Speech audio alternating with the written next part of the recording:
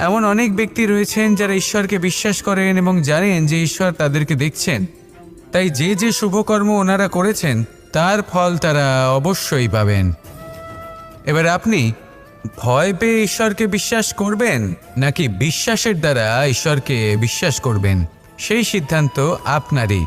কিন্তু হ্যাঁ, যদি আপনার মনে ঈশ্বরের জন্য কোনো স্থান থাকে, যদি আপনার কোনো ইষ্ট থাকেন, যদি আপনি কাউকে ঈশ্বর মনে করেন, যার প্রত্যেক আদেশ আপনি পালন করে থাকেন, তাহলে বলি ঈশ্বর কখনো আপনাকে অনুচিত পথে চালিত করবেন না।